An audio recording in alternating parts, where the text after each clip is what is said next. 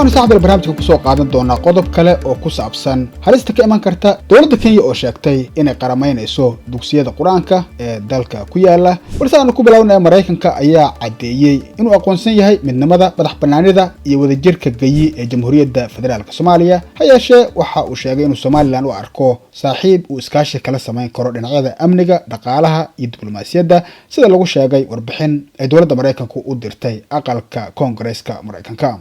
bayaanka Maraykanka ayaa sidoo kale lagu sheegay in walow Maraykanku uu doonayo inuu maamulka Somaliland kala shaqeeyo dhinacyo kale oo istiraatiiji ah maadaama uu maamulkaasi u dhow yahay Baabul Mandab iyo Yemen misna ay caqabad tahay diidmada joogtada ah ee Somaliland ee ku aadan in iskaashi la sameeyo maamulada qaran sida dowladda federaalka Soomaaliya taasoo meesha ka saaraysa inuu Maraykanku Somaliland ku sameeyo maalgashi hanaanka bankiyada iyo ganacsi rasmi ah sida lagu sheegay bayaanka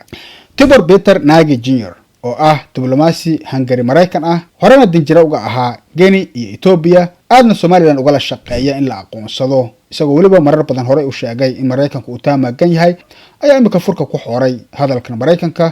oo isaga oo quus muujinaya uu Bart X ku soo qoray sidatan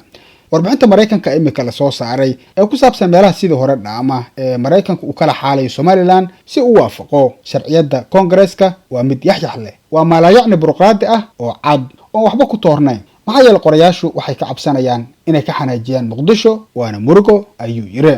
waxa barnaamijkan gacan ka geystay maqaayadda Mandy Palace Restaurant oo lagu soo kordhiyay adeegyo cusub sida in lagu karinayo cuntooyinka munaasabadaha aroosyada ducooyinka sanad guurada shirarka iyo dalabaadka khaaska ah oo heer sare ah meesha ay ku taalo shaashada ka milicso dhanka dalkaasi Kenya ayaa laga xusay maalinta Madaraka Day ee ku beegan 1 June ee sanad kasta oo ah sanad guure lagu maamuuso maalintii dalka la siiyay xukun dakhiliga 1 June 1963 taasoo dhabaha u xaartay in gumaysiga Britain oo dalka joogitaan 1920 uu halka ka tago 12 December 1963 oo ahayd markii ay si rasmi ah u xorowday Kenya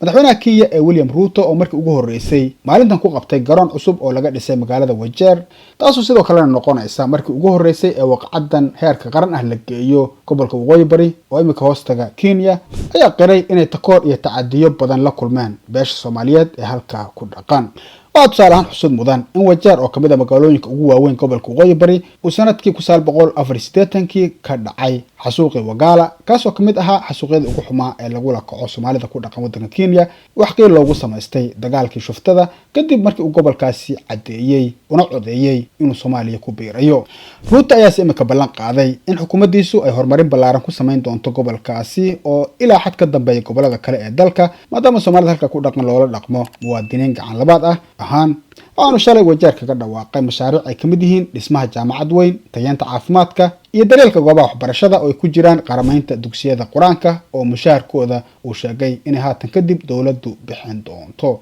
yeelkeeda walow ay dadka qaar arrintan u fasirayaan wax wanaagsan oo dugsiyada u soo kordhay misna waxay arrintan keeni kartaa in dawladdu farageliso arrimaha dugsiyada ama ay soo kordhiso tacliin kale oo macallimiinta lagu khasbi karo inay ku daraan Quraanka ay dhigayaan sida tusaale ahaan tacliin madani ah oo ka baxsan Quraanka kadibna dhankii la doono loo jiheeyo ama wax loo yeeriyo xusuusnow xukuumadda Kenya waxay aad ugu dhowdahay oo ilaa xadka loo xjeedata Imaaraadka Carabta oo ah dal shacbi ahaan muslim ah balse uu ka jiro nidaam si weyn oo cad ula dagaalama shacairta islaamiga ah halkaasoo imaamyada masaajiddu aanay ka madax banaaneyn saameynta dawladda dhexe oo xitaa faafarab ku samaysa khudbooyinka masaajidda laga jeedinayo waliba ogow dhammaanba masaajidda ku yaala Imaaraadka Carabta waxaa dhistay oo gacanta ku haysa dawladda Imaaraadka Carabta oo u dejisa xeerarka ay ku soconayaan iyadoo dabcan u maraysa wasaaradda awqaafta dalkaasi Maxamed Xaaji Hadalsame TV